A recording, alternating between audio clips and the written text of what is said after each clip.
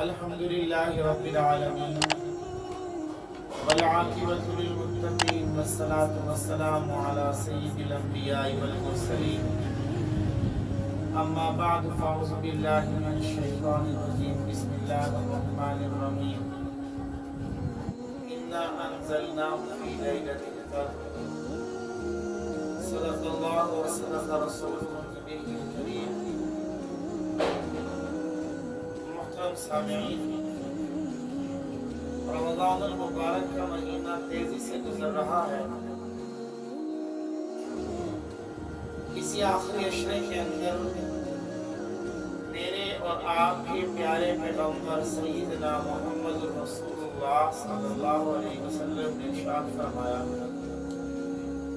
کہ لوگوں، رمضان کے آخری عشرہ میں لیلۃ القدر کو تلاش کرو۔ لیلۃ القدر میں اللہ رب العزت بہت سے لوگوں کی مغفرت فرماتے ہیں، بہت سے لوگوں کو اللہ معاف کرتے ہیں، جہنم سے آزاد کرتے ہیں۔ اللہ رب العزت اس لیلۃ القدر میں ہماری بھی مغفرت فرمائے۔ لیکن چند لوگ ایسے ہیں اللہ رب العزت جن کو لیلۃ القدر میں بھی معاف نہیں کرتے۔ پہلا شخص وہ ہے جس نے کفر کیا۔ فرمایا ان الذین کفروا، جس شخص نے کفر کیا اسے اللہ معاف نہیں کرے، یعنی کافر کو اللہ معاف نہیں کرے۔ دوسرا فرمایا کہ جو شخص اللہ کے ساتھ کسی دوسرے کو شریک ٹھہراتا ہے اللہ اسے بھی معاف نہیں کرے گا، جیسا کہ قرآن کریم میں واضح ارشاد ہے ان اللہ لا یغفر ان یشرک ویغفر ما دون ذلک لمن یشاء۔ اللہ جسے چاہے گا معاف کر دے گا سوائے شرک کے۔ شرک کرنے والے کو اللہ معاف نہیں کرے گا۔ اب شرک جب اس کی ذات کے ساتھ کسی کو شریک ٹھہرائے یا اس کی صفات میں کسی کو شریک ٹھہرائے، دونوں شرک کی قسمیں میں نے آپ کی خدمت میں عرض کر دی۔ شرک کرنے والے کو بھی اللہ معاف نہیں کرے گا۔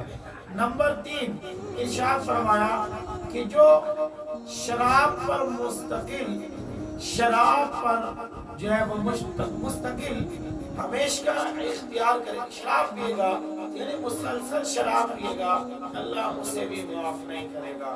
شراب پینے والے کو اللہ کے محبوب علیہ السلام نے ارشاد فرمایا کہ جو شخص شراب ہمیشہ پیتا ہے اللہ اس رات میں اسے معاف نہیں کرے گا۔ چوتھا فرمایا جو والدین کا نافرمان ہے اللہ اسے بھی معاف نہیں کرے گا۔ آج ہم والدین کے کتنے فرما بردار ہیں ہم خود ہی سوچ لیں، سوچنے کا مقام ہے۔ آج سب سے زیادہ جن کے ساتھ برے انداز میں پیش آ جاتا ہے وہ انسان کے والدین ہیں۔ انسان اپنے والدین کی قدر نہیں کرتا، انسان اپنے ماں باپ کو کچھ نہیں سمجھتا، ہر بات میں ان کی مخالفت ہے، ہر بات میں انسان ان کی مخالفت کرتا ہے، ہر بات میں ان کو ڈانٹ ڈپٹ کرتا ہے، ہر بات میں انہیں تانا دیتا ہے، ہر بات میں انہیں کہتا ہے تم نے میرے لیے یہ ٹھیک نہیں کیا، تم نے میرے لیے کیا کیا ہے۔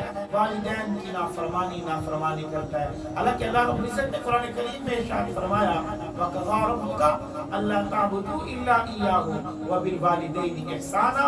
تیرے رب نے فیصلہ کر لیا ہے عبادت اللہ کی کرنی ہے، اللہ کی عبادت کرنے کے بعد والدین کے ساتھ حسن و سلوک سے پیش آنا ہے۔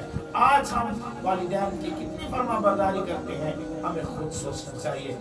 پھر فرمایا کہ وہ شخص بھی ہے جو کسی کے بارے میں کینہ رکھتا ہے اپنے دل میں اللہ اسے بھی معاف نہیں کرے گا۔